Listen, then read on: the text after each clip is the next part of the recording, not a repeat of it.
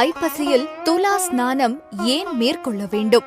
ஐப்பசி பிறந்தாலே காவிரி நதி கரையோர தலங்கள் விழாக்கோலம் பூண்டுவிடும். அதற்கு காரணம் ஐப்பசி மாத துலா ஸ்நானம் தரும் புண்ணிய பலன்கள்தான். ஐப்பசி மாதத்துக்கு துலா என்று பெயர். துலா மாதத்தில்தான் பகல் பொழுதும் இரவு பொழுதும் சரிசமமாக இருக்கும். இரவும் பகலும் துல்லியமாக சரிசமமாக சஞ்சரிக்கும் துலா மாதத்தில் காவிரி நதியில் நீராடினால் காசியில் ஓடும் கங்கை நதியில் நீராடுவதை விடவும் அதிக பலன்கள் கிடைக்கும். கங்கை, யமுனை, சரஸ்வதி போன்ற புண்ணிய நதி தேவதைகள் கூட காவிரி நதியில் நீராடித்தான் தங்கள் பாவங்களை போக்கிக் கொள்கின்றன என்கிறது காவிரி மகாத்மியம். காவிரி நதியின் கரையோரத்தில் திருவரங்கம், திருவையாறு, திருவிடைமருதூர், மயிலாடுதுறை, பவானி, கும்பகோணம் உள்ளிட்ட பல தலங்களில் நீராடுவதற்கு காவிரி துலா கட்டங்கள் அமைந்திருக்கின்றன. ஐப்பசி மாதத்தில் இந்த காவிரி துலா கட்டத்தில் நீராடி அன்னதானமிட்டு நதிக்கரையோரம்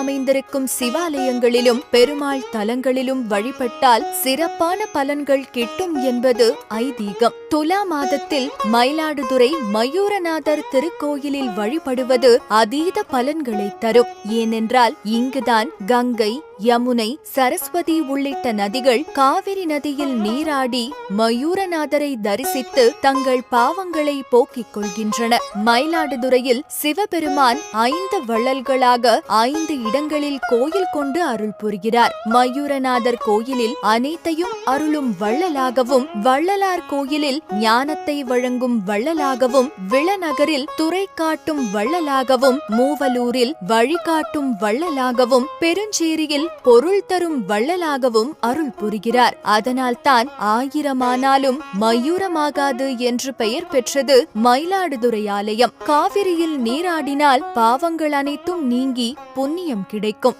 இது மட்டுமல்லாமல் தோஷங்கள் அனைத்தும் நீங்கும். அழகு, ஆயுள், ஆரோக்கியம், செல்வம், கல்வி, மாங்கல்ய பாக்கியம், குழந்தை பேறு கிட்டும் என்பது ஐதீகம். காவிரியை நினைத்தாலும் காவிரியில் நீராடினாலும் பாவங்கள் விலகி புண்ணியம் கிட்டும் என்று நதி தேவதைகளிடம் பிரம்மதேவன் வாக்களித்திருக்கிறார். ஐப்பசி மாதத்தின் கடைசி நாளான கடை முழுக்கு வைபவத்திலும், கார்த்திகை முதல் தேதி முடவன் முழுக்கு வைபவத்திலும் காவிரியில் நீராடி பாவங்கள் அனைத்தும் நீங்க பெற்று மோட்சத்தை பெறுவோம். ஐப்பசியில் காவிரி நதிக்கரையில் முன்னோர்களுக்கு திதி கொடுத்தால் முன்னோர்கள் சொர்க்கத்தை அடைந்து நம்மை ஆசீர்வதிப்பார்கள் என்பது நம்பிக்கை. ஐப்பசியில் அனைத்து நாட்களிலும் காவிரியில் நீராடாவிட்டாலும் கடை முழுக்கு அல்லது முடவன் முழுக்கில் நீராடி புண்ணியம் பெறுவோம்.